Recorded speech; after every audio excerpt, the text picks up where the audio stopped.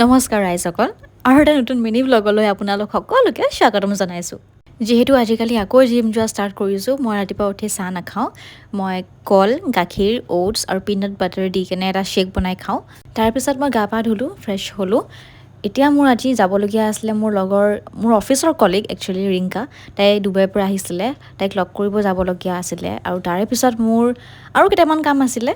যিহে ৰ'দ, তাতে যদি এনেকৈ ঢাকি মেলি নাযাওঁ, ছানটেনটো হ'বই, চুলিও যাব আৰু বাইকত গ'লে চুলি উৰি মেলি অৱস্থা নাইকিয়া হৈ যায়। সেইকাৰণে যিমান পাৰোঁ ঢাকি কিনে যাবলৈ চেষ্টা কৰোঁ। মই এতিয়া গৈ আছোঁ কেফে উজান বজাৰত যে আছে। মই আগতে কেতিয়াও যোৱা নাই, আজি ফাৰ্ষ্ট টাইম গৈছোঁ। এয়া ৰিংকা, মোৰ ফাৰ্ষ্ট অফিচৰ ফাৰ্ষ্ট কলিগ, যোন মোৰ ইমান ক্ল'জ হ'ল, ইমান ছাপৰ্ট কৰিলে, ইমান বুজালে, অফিচৰ কথাটো বহুত ছাপৰ্ট কৰিলে। অফিচ টাইমতো মানে কয় ন, অফিচৰ টাইমত যে এজন ছাৰ্ভাইভাৰ থাকে যাৰ লগত মানে গোটেই আপুনি শ্বেয়াৰ কৰিবলৈ পাৰে, সেইজনীয়ে হয় মোৰ তাই। তাৰপিছত আমি বহুত কথা পাতিলোঁ আৰু লগতে আমি খোৱাটো অৰ্ডাৰ দিলোঁ।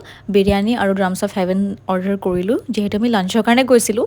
তো অকণমান হেভিকৈ খালোঁ আৰু।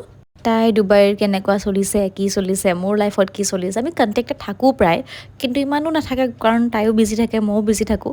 আৰু তাৰে মাজত আমি কথা বতৰাৰ মাজত আমি খেলিলোঁ, গেমো খেলিলোঁ। ইনষ্টাগ্ৰামত এটা দেখিছিলোঁ, সেনেকুৱাকৈ খেলিবলৈ ট্ৰাই কৰিলোঁ, কিন্তু লাষ্টত গৈ থৈ মই হাৰিলোঁ। দুজনৰে মেমৰি ইমান বেয়া, মানে বিশেষকৈ মোৰ ইমান বেয়া, মানে গেমটো আধালৈকে গৈ নাপালোঁ।